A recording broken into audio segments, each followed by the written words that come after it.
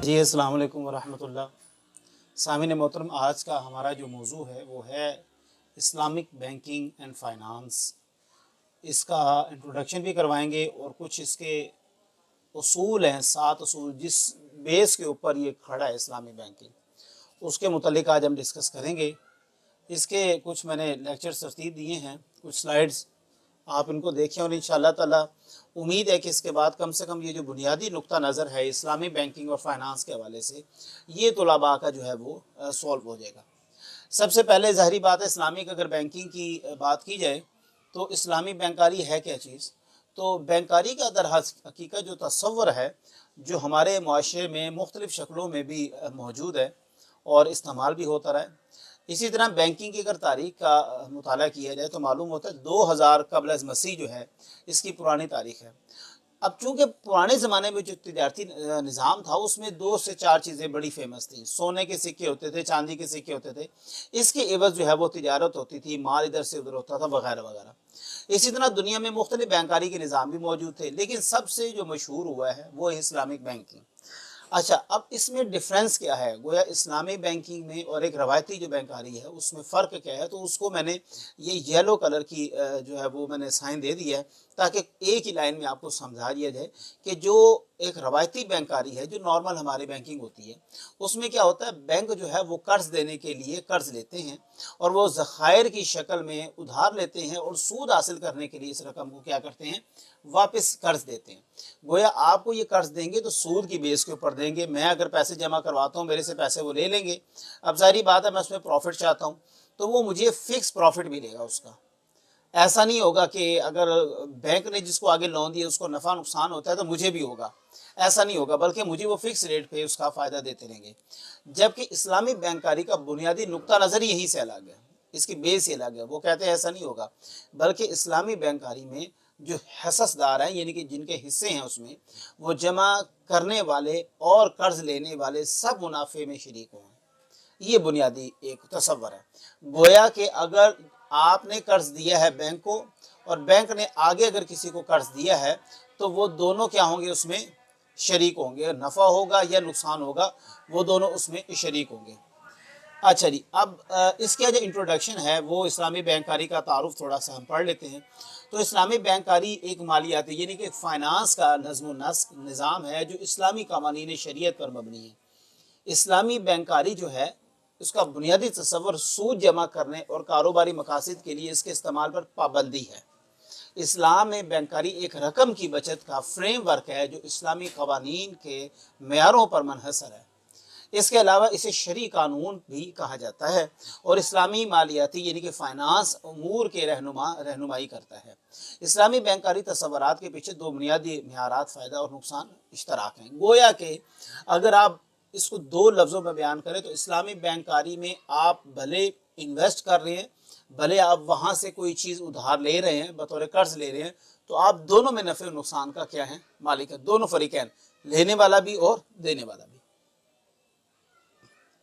अब वो कहते हैं कि इस्लामी बैंकारी के तस्वरात के रवायती अकाउंट के नज़्म नस्क से अलग वजह है कि अलावा ये शरीयत की हदायत के बिल्कुल अहम मुताबिक चलता है। जैसे फ़िक़्ह अल मुआमलात हैं के नाम से जाना जाता है। इस्लामी माशी पहलुओं की बेहतरी के ज़रिए इस्लाम में बैंक अकाउंट की मश्क के तौर पर शरीयत के साथ काबिल एतमाद पॉलिश होना चाहिए।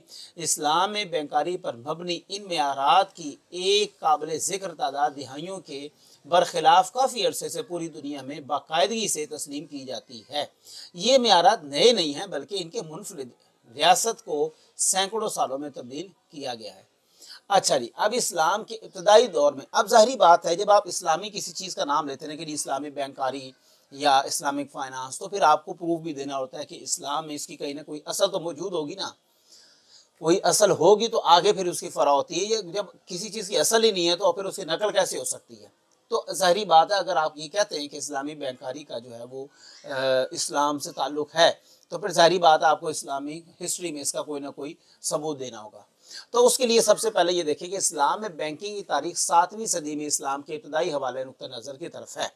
पैगम्बर इस्लाम حضرت محمد مصطفیٰ صلی اللہ تعالی وسلم کی پہلی شریک حیات یعنی کہ حضرت خدیجۃ الکبریٰ رضی اللہ تعالی عنہ ایک تاجر یا ڈیلر بھی جس کو ہم کہتے ہیں آج کل اپنی زبان میں، ایک تاجر تھی اور وہ اپنے کاروبار میں ایک ماہر کی حیثیت سے کام کرتی تھی، اور اسی طرح متعدد معیارات کے اسلامی یعنی کہ گویا مراد یہ ہے کہ حضرت خدیجۃ الکبریٰ اتنی بڑی تاجر تھی، اب ظاہری بات ہے ان کے پاس پیسہ آتا تھا، پیسہ جاتا تھا، پورا ایک فائنانس کا سسٹم تھا پورا، اور اس کے بعد نہ صرف یہ بلکہ لوگ قرض کے لیے بھی آتے ہوں گے آپ کے پاس، ظاہری بات ہے اتنی بڑی تاجرہ ہیں تو لوگ کیسے ہو سکتا ہے کہ چھوٹے تاجر آ کے آپ سے پھر کام نہ لیتے ہوں، آپ سے آ کے کوئی جو مال وغیرہ جو بھی وہاں پر موجود ہوتا تھا، اون ہوتا تھا، کھال ہوتی تھی، چادر ہوتی تھی یا کوئی بھی ایسا سامان تھا وہ نہ خریدتے ہوں، ایسا ممکن نہیں ہے۔ تو یہ سارا نظام دیکھنے کے لیے ظاہری بات ہے کوئی نہ کوئی سسٹم تو ان کے پاس موجود تھا ہی۔ تو ہمارے پاس اسلامی بینکاری کی جو ابتدا ہے، جو ایک نقطہ ہے، وہ ہمیں نبی کریم علیہ الصلوۃ والسلام کے دور سے ہی ملتا ہے، بلکہ وہ تو کہتے ہیں قرون وسطیٰ میں مسلم دنیا میں تبادلہ اور کاروباری سرگرمیوں کا انحصار اکاؤنٹ کے معیار کے طور پر اسلامی اصولوں پر تھا، اور یہ افکار پورے اسپین، بالٹن اور ریاستوں اور بحیرہ روم میں پھیل گئے تھے، اور جس نے مغربی معیار یعنی کہ جو بینکاری تھی اس کا تو بالکل جو ہے نا وہ کمر ہی توڑ کے رکھ دی تھی۔ سن 1960 یعنی کہ 1960 سے 1970 کی دہائی تک جدید دنیا نے اسلامی بینکاری کے نظام کو قبول کیا، اگرچہ اس کے پہلے وہ خلاف تھے۔ اب ظاہری بات ہے سود کا کام ہو رہا ہے، نفع پہ نفع آ رہا ہے، صرف نفع آ رہا ہے۔ آپ یہ دیکھیں یہ کتنی ناانصافی ہے کہ اگر آپ لوگ جو ہیں بینک کو قرضہ دیتے ہیں یا اپنا پیسہ جمع کرواتے ہیں تو آپ کو بینک یہ کیسے اس بات کی گارنٹی دے سکتا ہے کہ آپ کو تو بس نفع ہی نفع ہوگا، اب آپ کو نقصان نہیں ہو سکتا؟ تو ایسا تو پاسبل ہی نہیں ہے نا کہ آپ کو صرف کیا ہو، نفع ہو۔ اچھا، اسلامی بینکاری کام کیسے کرتی ہے؟ اب یہاں سے تھوڑا سا آگے ہم اس کے جو اصول ہیں اس کے بیان کرنے سے پہلے یہ بات بتا دیں، یہ ضروری ہے کہ آپ کے جاننے کے لیے قوانین کو سمجھیں۔ اسلامی بینکاری کیسے کام کرتی ہے؟ شرعی علماء کے مابین اتفاق رائے ہے کہ کسی شے کی کریڈٹ قیمت حقیقی طور پر اس کی نقد قیمت سے زیادہ ہو سکتی ہے، اور اسلامی فقہ اکیڈمی آف OIC اور تمام اسلامی بینکوں کی شرعی بورڈز اس فرق کی قانونی حیثیت کو منظور کرتے ہیں، تاہم ایک بار باہمی اتفاق کے بعد قیمت میں کوئی اضافہ یا کمی نہیں ہوتی۔ گویا ایسا نہیں ہوتا، دیکھیں ایک یہ فار ایگزامپل یہ میرے پاس موبائل پڑا ہوا ہے، یہ اس کی قیمت ہے جی مارکیٹ کے اندر 10,000، میں نے جب لیا تھا یہ تھا 15,000 کا، اب یہ ہو گیا مارکیٹ میں 10,000 کا، میں کہتا ہوں کہ میں اس کو دوں گا 16,000 کا، میری چیز ہے۔ اب دو فریقین بیٹھ گئے، ان کے اندر آپس میں ڈیسائیڈ ہو گیا تو بس ٹھیک ہے، میں اس کو وہ مجھے پیمنٹ کر دے، موبائل لے لے۔ لیکن اگر میں کہتا ہوں کہ ٹھیک ہے جی آپ موبائل یہ رکھ لیں، آپ مجھے 16,000 ہی دے دیجیے گا، لیکن اگر آپ فلاں مہینے سے پہلے نہیں دیتے مجھے قیمت اس کی تو آپ کو کم سے کم 20,000 دینا پڑے گا۔ یہ جو پلنٹی ہے نا، یہ اسلامی بینکاری میں نہیں ہے۔ جو ایک چیز دفعہ طے ہو گئی ہے تو پھر اب وہی ہو گئی ہے۔ فار ایگزامپل یہ 16,000 کا طے ہوا تو یہ 16,000 ہی ہوگا، بھلے وہ 2 مہینے بعد ایسے دے یا 3 مہینے بعد، جو بھی اس کی مدت ہے۔ اچھا جی، پریمیم معاوضے کے لیے بغیر نقد حصول کے آخری مقصد کو مد نظر رکھتے ہوئے اسلامی banking value support frame work کا استعمال کرتے ہیں۔ اس کا مطلب یہ ہے کہ اگر کوئی بینک کسی کاروبار میں نقد رقم جمع کراتا ہے تو کاروبار بغیر کسی پریمیم کے ایڈوانس کی ادائیگی کرتا ہے، پھر بھی وہ بینک کو اپنے فوائد میں پیشکش دیتا ہے۔ اگر پیشگی کاروبار پہلے سے طے شدہ ہو جاتا ہے یا کوئی فائدہ نہیں جچتا ہے تو بینک کو بھی کوئی فائدہ نہیں ہوگا۔ جو پروفٹ نہیں ہے تو پھر پروفٹ بھی نہیں ہے۔ اسلامی بینکاری کا بڑا خوبصورت اصول ہے یہ۔ اب اس میں آج کل کیا ہو رہا ہے، میں اس کے اوپر بالکل قطعی بحث نہیں کر رہا، میں ان کے صرف 7 میجر جو اصول ہیں ہم ان کو صرف بیان کر رہے ہیں۔ آج کل تو خیر اس کے اوپر بھی جو ہے نا بڑی چہمگوئیاں ہو رہی ہیں کہ اسلامی بینکاری جو ہو رہی ہے نا وہ سودی نظام کی برعکس ہی ہے، وہ ربا کے اندر ہی آتی ہے، اور اس کے اوپر ہمارا آئندہ لیکچر ہوگا یا پھر اس ویڈیو سے پہلے آپ دیکھ چکے ہوں گے، کچھ ایسے ہی آگے پیچھے وہ ویڈیو آ جائے گی جس میں ہم نے سود، ربا اور قرض کے متعلق بیان کی ہے۔ اچھا، وہ کہتے ہیں کیا اسلامی بینکنگ واقعی اسلامی بینکنگ ہے؟ کہ تو ہاں، وہ کہتے ہیں ہمیں یہ کہنا ضروری ہے کہ اسلامی بینکاری واقعی اسلامی ہے۔ اگر اس پر عمل کیا جا رہا ہے تو یہ اسلامی شریعت کے طے کردہ اصول و ضوابط کے اوپر بنیاد کیا۔ اگر تو جو ہم نے اصول و ضوابط طے کر لیے ہیں کہ جی اس پٹڑی کے اوپر، فریم ورک کے اوپر آپ کا سارا نظام چلے گا، اگر تو اس کے اوپر چل رہا ہے تو ٹھیک ہے، پھر یہ اسلامی بینکنگ ہے۔ لیکن اگر نہیں چل رہا تو وہ کہتے ہیں کسی بھی بینک کو، خاص طور پر جو سو کالڈ اپنے آپ کو اسلامی بینک کرتے ہیں، اگر وہ قوانین شریعہ کو فالو نہیں کر رہے، ان کو یہ کہنا بھی پھر گوارا نہیں ہے کہ وہ کیا کہیں، کسی بھی طرح اپنے آپ کو اسلامی بینکنگ پہ۔ اب جو 7 اصول بیان کر رہے ہیں اس سے پہلے چھوٹی سی یہ 2-4 لائنیں ہیں، آپ اس کو ذرا پڑھ لیں۔ اسلام نے اقدار و اہداف طے کیے ہیں جو انسانی زندگی کے تمام معاشی اور معاشرتی ضروریات کو پورے کرتے ہیں۔ اسلام ایک ایسا مذہب ہے جو نہ صرف بعد کی زندگی کی کامیابی پر مرکوز ہے بلکہ ایک شخص کی زندگی کو کامل طور پر آرگنائز کرتا ہے۔ گویا ایسا نہیں ہے کہ اسلام صرف یہ کہتا ہے کہ جی آپ مرنے کے بعد کی تیاری کرو، بلکہ جو آپ زندگی میں موجود ہیں، آپ اس دنیا میں موجود ہیں، آپ یہاں پر بھی اپنا جو ہے کچھ زندگی گزر بسر کرنے کے لیے محنت کریں، اللہ کو بھی یاد کریں۔ زندگی میں ظاہری بات ہے اللہ نے آپ کو بھیجا ہے، آپ کے بیوی بچے ہیں، ماں باپ ہیں، بہن بھائی ہیں، تو تمام کے معاملات کیسے چلیں گے اگر آپ صرف یہ سڑک پر بیٹھ جائیں جی اللہ ہی مجھے دے گا؟ تو ایسا نہیں ہوتا، اللہ محنت کرنے والوں کو دیتا ہے، سڑکوں پر بیٹھنے والوں کو نہیں دیتا، جس کا مطلب واضح رستہ موجود ہے۔ موجودہ وقت میں بینکاری نظام اسلامی بینکاری کے اصولوں کے منافی ہے۔ وجہ یہ ہے کہ یہاں ہم اسلامی بینکاری و مالیاتی کے صرف بڑے اصول 7 بیان کر رہے ہیں۔ آپ یہ دیکھ لیں جس بینک میں یہ 7 اصول ورکنگ کر رہے ہیں، صرف موجود نہیں ہیں بلکہ اگر وہ ورکنگ کر رہے ہیں، اگر وہ کام کر رہے ہیں تو پھر وہ کیا ہیں، اس کے بالکل عین مطابق ہے۔ تو 7 وہ بڑے جو اصول ہیں اس میں سے سب سے پہلا جو اصول ہے وہ ہے منافع اور نقصان کی تقسیم۔ گویا اب یہ تصویر میں دیکھ سکتے ہیں، میں نے ایک جگہ یہ نوٹ بنائے ہوئے، ڈالرز بنائے ہوئے، اور ایک جگہ یہ 40% والا چیکس ہے اور ایک سائڈ پہ یہ 60% والا ہے۔ اب یہ جناب والا اپنی حیثیت کے مطابق خرچ کر رہا ہے، یہ بندہ اپنی حیثیت کے مطابق خرچ کر رہا ہے، لیکن اگر یہ پیسوں میں کاروبار میں نفع نقصان ہوتا ہے تو دونوں کو ان کی پیمنٹ کے حوالے سے نفع نقصان ہوگا، برابر نہیں ہوگا۔ اگر 1 لاکھ کا نقصان ہوا ہے تو اگر اس کے اوپر 50,000 ڈال دوں گے تو یہ تو پھر ناانصافی ہو جائے گی، اور اگر 50,000 اس پہ ڈالیں گے تو اس کو فرق ہی نہیں پڑے گا۔ لہٰذا اگر اس کی 60% اس کے اندر انفلوئنس ہے، 60% اس کی جو ہے وہ انویسٹمنٹ ہے، تو اس کو 60% کے حوالے سے ہی نقصان ہوگا۔ اگر اس کی 40% ہے، اس کو 40% کے حوالے سے ہوگا۔ اب یہ اس کی تھوڑی سی ڈیٹیل سن لیں کہ یہ اسلامی مالیات یعنی کہ فائنانس کے بہترین اصولوں میں سے ایک اصول ہے، جہاں شراکت دار اپنے کاروبار میں جو حصہ ادا کرتے ہیں، یہ پھر وہی بات آ گئی کہ جو وہ حصہ ادا کریں گے اسی کے اوپر ان کو ڈھس لگے گی، اس کے مطابق اپنے نفع نقصان میں حصہ بھی لیں گے۔ واپسی کی شرح پر اس بات کی کوئی ضمانت نہیں ہوگی کہ مسلمان کسی ساتھی کا کردار ادا کریں گے، نہ ہی کوئی سود خور۔ اچھا، نیکسٹ جو دوسرا اس کا اصول ہے وہ ہے جی مشترکہ رسک۔ اب آپ یہ دیکھیں، یہ میں نے بینک کی تصویر بنائی ہوئی ہے، اس کے آگے یہ ڈالر ہے اور اس کی سرکولیشن ہو رہی ہے۔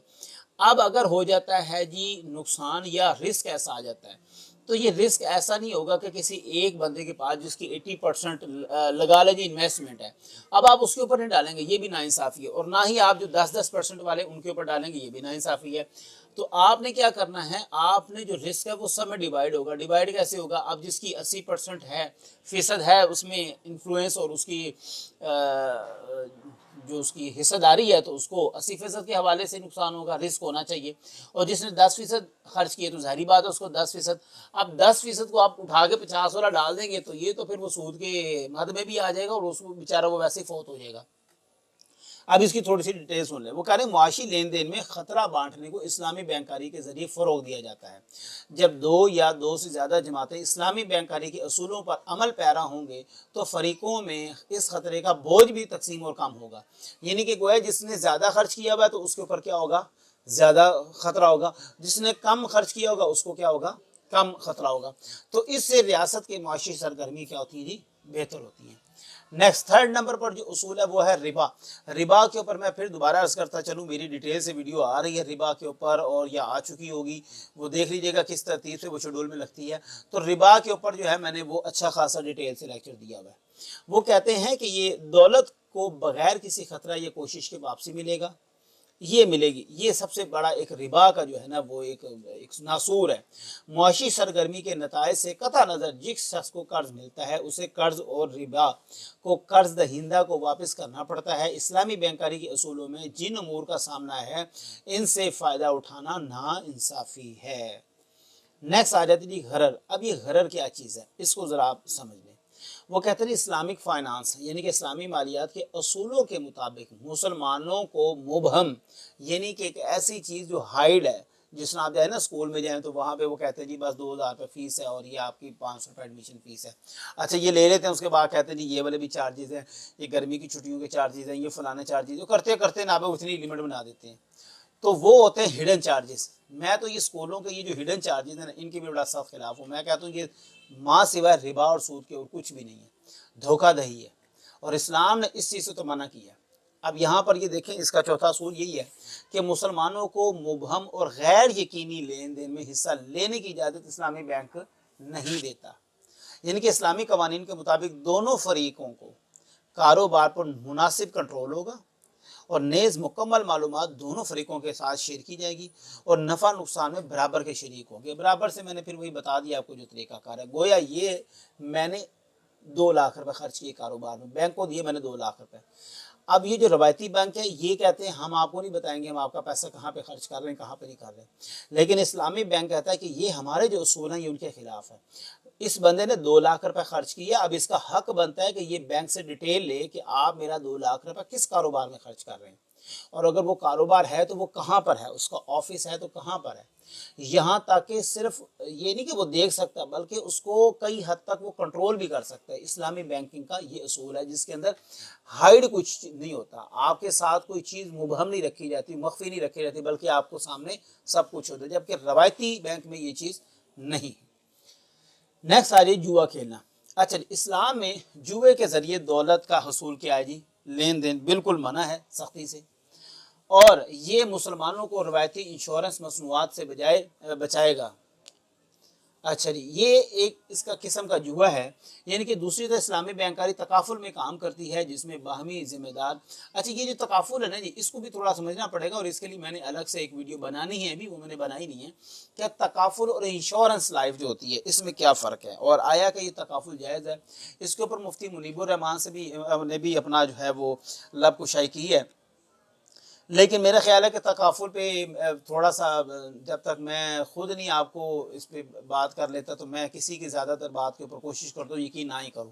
اب ظاہری بات ہے اگر میں کوئی کاروبار شروع کر رہا ہوں تو میں اس کی تعریف ہی کروں گا نا, یہ تھوڑی کہوں گا کہ یہ غلط ہے. تو اس کو دیکھا جائے گا کہ اگر تو وہ اسلامی تعلیمات کی روشنی میں اس کے اصولوں پر پورا اترتا ہے تو پھر تو اس کو تسلیم کیا جائے گا, وگرنہ اس کو نہیں کیا جائے گا. لیکن یہ بات یہ بھی نہیں ہے کہ مفتی صاحب کے اوپر تنقید کی جا رہی ہے کہ مفتی صاحب کو پتہ کچھ نہیں, مفتی صاحب نے بہت اچھا کیا ہے, بلکہ یہ ہونا چاہیے تھا. انشورنس کے مد میں یا اس کے مقابلے میں جس طرح روایتی بینک میں آپ کے دیکھیں اسلامی بینک آیا, تو اب اسی طرح اس کو بھی کوئی چیز آنی چاہیے تھی انشورنس لائف کے حوالے سے بھی. تو انشاءاللہ تعالیٰ اس کے اوپر میں ڈیٹیل سے لیکچر کروں گا. تو اچھا جی نیکسٹ ہے جی 6واں اصول. چھٹا جو ہے وہ اصول یہ ہے کہ ممنوعہ صنعتوں میں کوئی بھی سرمایہ کاری نہیں کرے گا. اب یہ کچھ میں نے یہاں پہ تصویریں بھی بنائی ہوئی ہیں, اور جو خاص طور پہ ہماری اسلامی بینکنگ جو ہیں وہ اس کو پروموٹ کرتی ہیں کہ یہ جو 7 کم سے کم 5 چیزیں ہیں اس میں ہم خرچ کسی طرح بھی نہیں کریں گے. اب اس میں سب سے پہلے کیا ہے, سور کا گوشت ہے, سور کی خرید و فروخت ہے وغیرہ وغیرہ, یا اس کی فیکٹری میں ہم نہیں کریں گے. نیکسٹ ہے ہمارا جی الکوہل یعنی کہ شراب کے کسی بھی معاملے میں کسی بھی چیز میں ہم جناب والا وہ نہ خرچ کریں گے, نہ اس کی فیکٹری میں, نہ اس کے کوئی کاروبار کرنے والے میں, کسی میں بھی خرچ ہم نہیں کریں گے. اسی طرح آ جاتا ہے آگے پروسٹیٹیوشن, اس میں بھی فوج کے اڈے بھی نہیں چلائیں گے, نہ ہی پورنوگرافی کی, نہ ہی ڈرگس کو. اب اس کو تھوڑا سا مزید ڈیٹیل سے ہم دیکھ لیتے ہیں کہ اسلام میں ایسی صنعتوں میں جو معاشرے کے لیے نقصان دہ ہیں. اب آپ یہ دیکھیں بنیاد اسلام کی کیا ہے کہ وہ ایسی چیز نہیں کر رہی کہ جس سے سوسائٹی میں لوگوں کو نقصان ہو رہا ہے. جبکہ یہ 100 کروڑ جو دوسرے بینکنگ ہے وہ کیا کرتے ہیں, ویسے تو اسلام کا ویسے تو بڑا امن کا درس دیتے ہیں, معاشرے کی صفائی ستھرائی کا, لیکن اپنا پیسہ کس میں خرچ کر رہے ہیں, شراب میں خرچ کر رہے ہیں, سور کے گوشت میں خرچ کر رہے ہیں, فحاشی میں خرچ کر رہے ہیں, جسم فروشی میں خرچ کر رہے ہیں, ڈرگس میں کر رہے ہیں, نشے میں کر رہے ہیں, اور اس کے بعد بھی وہ چاہتے ہیں کہ ہمارا معاشرہ کیا ہو, امن والا بن جائے. تو کم سے کم اسلامی جو فائنانس ہے اس کے اصولوں کے مطابق آپ کو ایسی صنعتوں میں سرمایہ کاری کرنے کی اجازت ہی نہیں ہے, یہاں تک کہ آپ کو باہمی فنڈز میں بھی حصہ نہیں لے سکتے. گویا کہ اگر کوئی بندہ اس کمپنی میں کام کر رہا ہے یا وہ خرچ کر رہا ہے, آپ اس کو فنڈ دے دیتے ہیں یا اس کو پیسہ دے دیتے ہیں کہ یار میرا بھی تھوڑا سا لگا دو, تو آپ اس طرح بھی نہیں کر سکتے. ڈائریکٹ تو ڈائریکٹ, آپ انڈائریکٹ بھی ایسے معاملات میں ہم دخل نہیں کر سکتے. آخری اصول ہے جی زکوٰۃ کا. اچھا یہ جو اسلامی بینکاری کا بڑا خوبصورت ایک اصول ہے, لیکن میں اس پہ بالکل اتفاق نہیں کرتا, اور لازمی نہیں کہ جو چیز میں بیان کر رہا ہوں تو میں اس کے حق میں ہوتا ہوں تو بیان کر رہا ہوں, بلکہ اکثر اوقات میں اس لیے بھی بیان کر دیتا ہوں لوگ اسے آگاہ ہو جائیں. اسلام کے قوانین میں پراپرٹی ٹیکس بھی شامل ہے جسے زکوٰۃ کہا جاتا ہے, جو دولت کے متوازن تقسیم کی جاتی ہے. اسلامی بینکاری اصولوں کے مطابق رمضان کے مقدس مہینے میں زکوٰۃ کے مناسب مقدار مسلمانوں کے کھاتے میں سے کٹوتی کی جاتی. کیوں کٹوتی کی جاتی ہے؟ یہ آپ کو کس نے اختیار دیا ہے؟ زکوٰۃ انسان کا حق ہے، وہ اللہ کو دے گا، وہ اللہ کو کس طرح دے گا یہ اس کی ذمہ داری ہے. آپ کو کس نے یہ اجازت دی ہے کہ ایک بندے کے بینک سے پڑی رقم سے آپ اس کا پیسہ کاٹ لیں؟ اب کیا پتا وہ پیسہ اس نے مکان کے لیے رکھا ہو، کیا پتا وہ پیسہ اس نے حج عمرے کے لیے رکھا ہو، کیا پتا وہ پیسہ کسی اور کام کے لیے رکھا ہو اس نے. آپ کو یہ اختیار ہی نہیں ہونا چاہیے نا.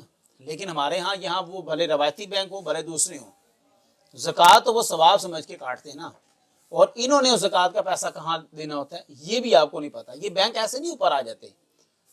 آپ بھی سوچتے ہوں گے نا بھی یہ کہاں سے کماتے ہیں. یہ ایسے ہی کماتے ہیں، 2.5% زکوٰۃ کاٹ لیتے ہیں، پھر اس میں سے مزید حرام پیسوں پہ کاروبار لگاتے ہیں جس میں سود، پھر ساری دنیا سود کے چکر میں بیٹھی ہوئی ہے. اور خاص طور پہ مسلمان جو ہیں وہ تو کچھ زیادہ ہی سود کے پیچھے لگے ہوئے ہیں. اسلامی بینک اس معاشرے ذمہ داری وہ اس معاشرتی ذمہ داری کو فروغ دیتے ہیں اور رقم کو ضرورت مندوں تک بانٹ دیتے ہیں. جھوٹ ہے، کوئی نہیں بانٹتے.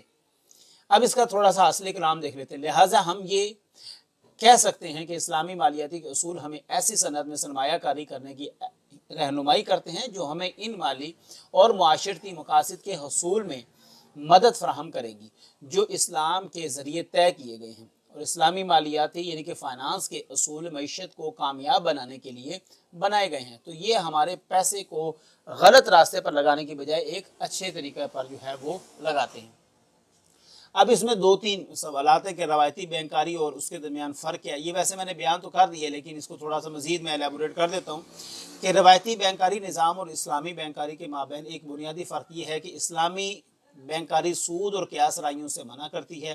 شریعت قیاس آرائی کے یا جوئے کے کسی بھی شکل سے سختی سے منع کرتی ہے. جیسے کہ میسر ہے، کہا جاتا ہے جیسے کہ قرآن پاک میں بھی میسر آیا، انما الخمر والمیسر، یہ جو میسر ہے اس سے بالکل. اور شریعت بھی قرضوں میں سود لینے سے منع کرتی ہے. نیز شراب میں جوئے، سور کا گوشت جیسے قرآن کی ممنوع اشیاء ہیں. یہ تمام وہ چیزیں جو ہم بیان کر چکے ہیں یہ اسلامی بینکاری میں بالکل ممانعت ہے. اس لیے اس میں بس اتنا فرق ہے اور کچھ نہیں ہے. اچھا جی، نیکسٹ کویشچن یہ ہے جی اسلامی بینکاری پیسے کیسے کما سکتا ہے؟ سود وصول کرنے کے عمومی مشق کے بغیر رقم کمانے کے لیے اسلامی بینک ایکٹیویٹی جو ہے میں حصہ لینے کے نظام کا استعمال کرتے ہیں اور جو منافع میں حصے لینے کے مترادف ہے. اچھا اب یہ اس میں جو ہے وہ شراکت کا مطلب کیا ہے؟ وہ کہتے ہیں اگر کوئی بینک کسی کاروبار میں رقم قرض دیتا ہے تو کاروبار سود کے بغیر قرض واپس کر دے گا، لیکن اس کے بجائے بینک کو اس کے منافع میں حصہ دے گا. اگر کاروبار میں ڈیفالٹ ہو جاتا ہے، گویا نقصان ہو جاتا ہے، تو بینک پھر اس سے کسی بھی قسم کا فائدے کا مطالبہ نہیں کرے گا. یہ اسلامی بینکاری کا ایک نظام ہے. الغرض یہ میں نے جو کچھ 7 اصول بیان کیے ہیں اور اس کے بعد کچھ چیزیں ہم نے بیان کی، لازمی نہیں ہے یہ بالکل جس طرح میں اب ان 6-7 جو اصول ہیں اس میں سے 1-2 کے میں بالکل خلاف ہوں کہ یہ پریکٹس ہوتی نہیں اس چیز کی. وہ لکھا تو ہوتا ہے لیکن اس کی پریکٹس نہیں ہے، لہٰذا میں ان کو بالکل پروموٹ نہیں کرتا. تو میرے نزدیک وہ 2 اصول ان کے غلط ہیں. مزید اس کے اوپر اسلامی بینکنگ اور فائنانس کے اوپر جب تکافل کے اوپر آئیں گے ہم تو مزید اس کے اوپر بحث ہم کریں گے. لہٰذا ابھی صرف یہاں تک جو ہے اس کا معاملہ یہی تک ہے. انشاءاللہ تعالیٰ سود، قرض اور ربا کی بھی جو ہے ویڈیو آئے گی اور اس کے اندر بھی اس کو ہم ڈیٹیل سے بیان کریں گے. اپنی دعاؤں میں یاد رکھیے گا. انشاءاللہ تعالیٰ ہم نیکسٹ لیکچر کے ساتھ ملیں گے. جزاک اللہ. اللہ حافظ.